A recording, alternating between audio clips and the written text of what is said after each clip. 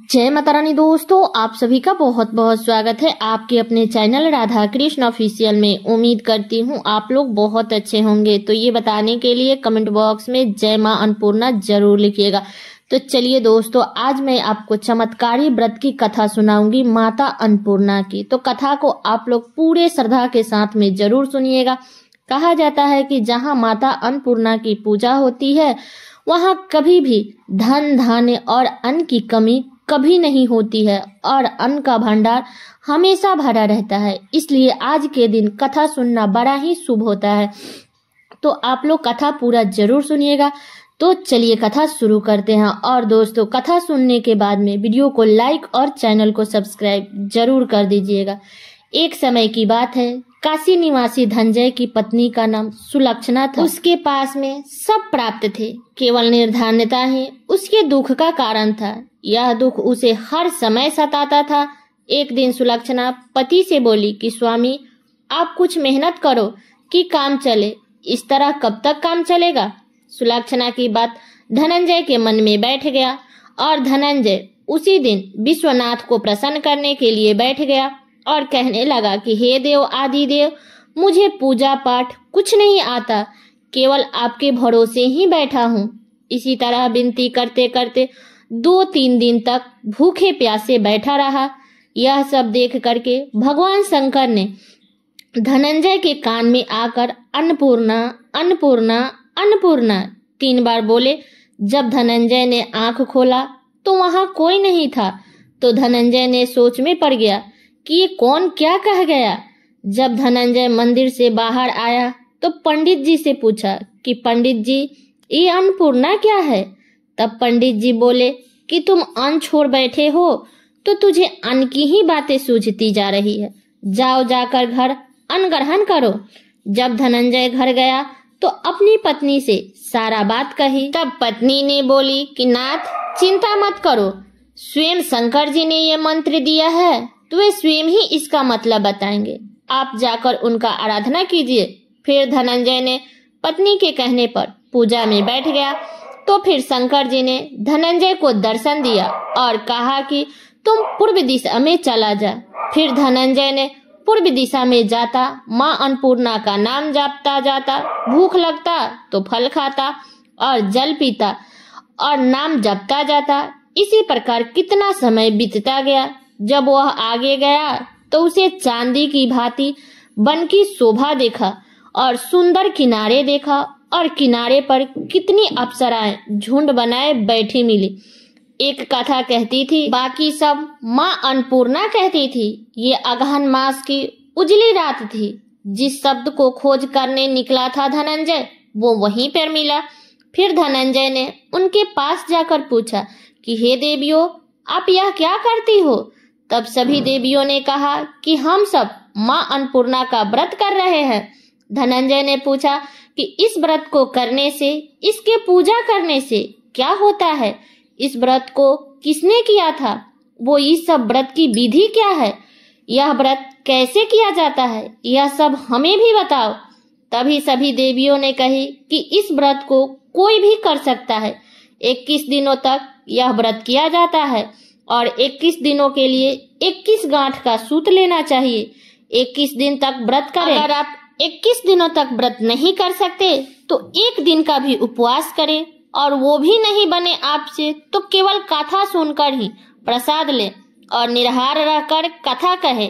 और अगर आपको कथा सुनाने वाला कोई ना मिले तो पीपल के पत्ते या घृत कुमारी रखकर, दीपक को साक्षी मानकर, सूर्य, गाय और तुलसी मानकर महादेव को बिना कथा सुनाए मुख में एक भी दाना नहीं डालना चाहिए। यदि भूल से मुख में कुछ भी पड़ जाए तो एक और उपवास करे और व्रत के दिन क्रोध ना करे और झूठ ना बोले। धनंजय ने बोला, इस व्रत के करने से क्या होगा? तब देवियां बोली कि अंधे को नेत्र मिले, लूल्हे को हाथ मिले, निर्धन के घर में धन आए, जो जिस इच्छा से करे उसकी हर कामना पूर्ण होती है। तब धनंजय ने कहा कि बहनों, मेरे भी धन नहीं है, विद्या नहीं है, मैं तो और एक दुखिया ब्राह्मण हूँ, मुझे भी इस व्रत का सूत दोगी?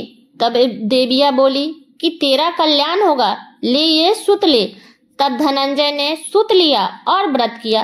तभी समुद्र से एक की सीढ़ी हीरा मोती से जड़े हुए प्रकट हुई और धनंजय जय अन्नपूर्णा कहता जाता। ऐसे ही कहते कहते धनंजय ने कितनी सीढ़ियां उतर गया। उतरने के बाद वो देखता है कि करोड़ों सूर्य से प्रकाशमान अन्नपूर्णा माता का मंदिर है।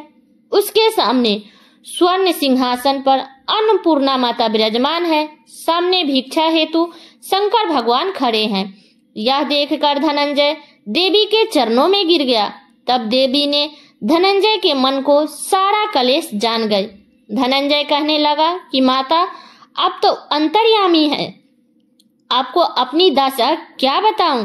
तब माता बोली कि तू मेरा व्रत किया है तो जा, तेरा सत्कार सारा संसार करेगा। माता ने धनंजय के जीवा पर बीज मंत्र लिख दिया। अब तो उसके रोम रोम में विद्या प्रकट हो गई। माँ का वरदान लेकर धनंजय घर आया और सारी बात अपनी पत्नी को बताया। माता की कृपा से उसके घर में संपत्ति उमड़ने लगी। दिन प्रतिदिन उन्नति होने लगी। तभी सभी मित्र रिश्तेदार उसका बुराई करने लगे। कहने लगे कि इतना धन, इतना बड़ा घर अगर आपके पास में है और संतान नहीं है तो ये कौन भोगेगा। सुलक्षणा से तो संतान नहीं है, इसलिए तुम दूसरा विवाह कर लो। इच्छा ना होते हुए भी धनंजय को दूसरा विवाह करना पड़ा और सती सुलक्षणा को सौत का दुख उठाना पड़ा। इस प्रकार दिन बीतता गया। फिर अगहन मास आया। फिर सुलक्षणा ने कहा कि हमें माता का व्रत नहीं छोड़नी चाहिए। इस व्रत को करने से हम इतने संपन्न और सुखी हैं। सुलक्षणा की बात सुनकर धनंजय वहां आया और व्रत में बैठ गया। नई बहू को इस व्रत की खबर नहीं थी। नई बहू धनंजय का राह देखती रही। ऐसे ही दिन बीतता गया और व्रत पूर्ण होने में सिर्फ 3 दिन ही बाकी था कि नई बहू को खबर पड़ी और उसके मन में ईर्ष्या की ज्वाला धड़क रही थी। नई बहू सुलक्षणा के घर पहुंची और वहां पर भगदड़ मचा दी और धनंजय को अपने साथ ले गई और थोड़ी देर के लिए नए घर में ले गई और थोड़ी देर को धनंजय को निंद्रा में आ दबाया। इसी समय नई बहू ने धनंजय सूत यानी धागा तोड़कर आग में फेंक दिया। अब तो माताजी को क्रोध जाग गया। घर में अकस्मात आग लग गई। सब कुछ जलकर खाक हो गया। जब सुलक्षणा को इस बात का पता चला तो फिर से अपने पति को अपने घर लाई और नई बहू रूठकर पिता के घर जा बैठी। पति परमेश्वर मानने वाली सुलक्षणा बोली कि हे नाथ, घबराइए मत, माताजी की कृपा अलौकिक है। पुत्र कुपुत्र हो जाता है लेकिन माता कुमाता नहीं होती। फिर श्रद्धा और भक्ति से आराधना शुरू करो, वे जरूर हमारा कल्याण करेगी। धनंजय फिर से माता के पीछे पड़ गया। फिर से सरोवर सीढ़ी प्रकट हुई और फिर से वह माँ अन्नपूर्णा कहकर वह उतर गया और वहां जाकर माता जी के चरणों में रुंदन करने लगा।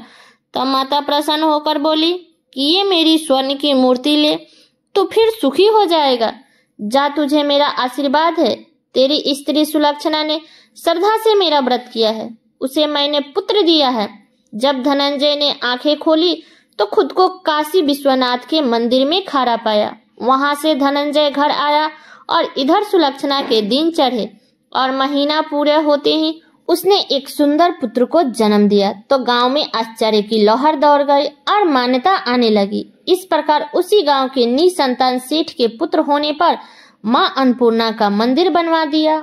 उस मंदिर में माताजी को खूब धूमधाम से पधारी, यज्ञ किया गया और धनंजय को मंदिर का आचार्य का पद दिया गया। जीविका के लिए मंदिर की दक्षिणा और रहने के लिए एक बड़ा सा घर दिया गया। धनंजय अपने स्त्री और पुत्र सहित वहीं पर माता के चढ़ाए हुए भरपूर आमदनी भी होने लगी। उधर नई बहू के पिता के घर पर डंका पड़ गया और सब कुछ लूट गया और वह भीख मांगकर अपना पेट भरने लगी।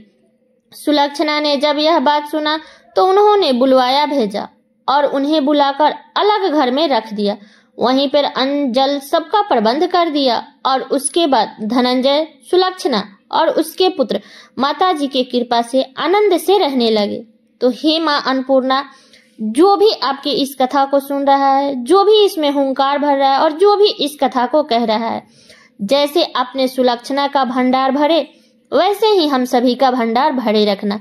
तो ये है माता अन्नपूर्णा की कथा। तो ये कथा मेरी यहीं तक का था। कैसा लगा ये कथा आप लोग कमेंट करके जरूर बताइएगा। चैनल पे नए हैं तो सब्सक्राइब कर लीजिएगा, बेल आइकन को प्रेस कर दीजिएगा, जिससे मेरे वीडियो का नए नोटिफिकेशन आप सभी के पास में सबसे पहले पहुंचे। और वीडियो को लाइक कर दीजिएगा, क्योंकि आपके एक लाइक से मुझे बहुत ही मोटिवेशन मिलता है। इसलिए वीडियो को लाइक कर दीजिएगा और वीडियो को शेयर कर दीजिएगा, ताकि हर कोई आज अन्नपूर्णा माता की कथा को सुन सके। तो चलिए दोस्तों, मिलती हूँ अगले वीडियो में किसी नए वीडियो के साथ में। तब तक के लिए नमस्कार।